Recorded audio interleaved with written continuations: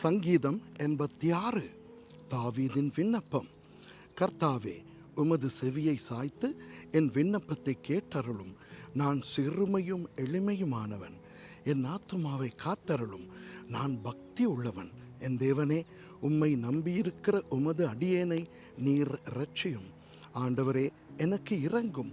நாடோறும் உம்மை நோக்கி கூப்பிடுகிறேன். உமது அடியேனுடைய ஆத்துமாவை மகிழ்ச்சியாக்கும். ஆண்டவரே, உம்மிடத்தில் என் ஆத்துமாவை உயர்த்துகிறேன்.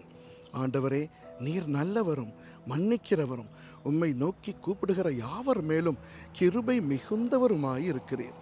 கர்த்தாவே, என் ஜெபத்துக்கு செவி கொடுத்து என் விண்ணப்பங்களின் சத்தத்தை கவனியும்.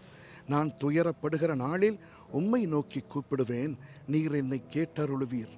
ஆண்டவரே, தேவர்களுக்குள்ளே உமக்கு நிகரும் இல்லை, உம்முடைய கிரியைகளுக்கு ஒப்பும் இல்லை.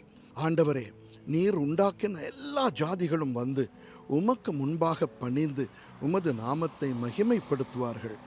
தேவரீர் மகத்துவம் உள்ளவரும் அதிசயங்களை செய்கிறவருமாயிருக்கிறீர். நீர் ஒருவரே தேவன்.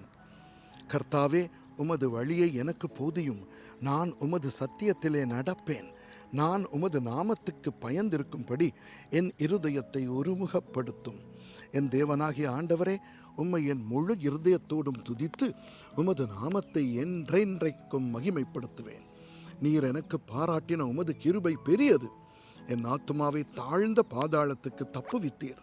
தேவனே, அகங்காரிகள் எனக்கு விரோதமாய் எழும்புகிறார்கள். கொடுமைக்காரராகிய கூட்டத்தார் என் பிராணனை வாங்க தேடுகிறார்கள். உம்மை தங்களுக்கு முன்பாக நிறுத்தி நோக்காதிருக்கிறார்கள். ஆனாலும் ஆண்டவரே, நீர் மனவுருக்கமும் இரக்கமும் நீடிய பொறுமையும் பூரண கிருபையும் சத்தியமும் உள்ள தேவன். என்மேல் நோக்கமாகி எனக்கு இரங்கும். உமது வல்லமையை உமது அடியானுக்கு அருளி உமது அடியானின் குமாரனை இரட்சியும். கர்த்தாவே, நீர் எனக்கு துணை செய்து என்னை தேற்றுகிறதை என் பகைஞர் கண்டு வெட்கப்படும்படிக்கு எனக்கு அனுகூலமான ஒரு அடையாளத்தை காண்பித்தருளும். ஆமென்.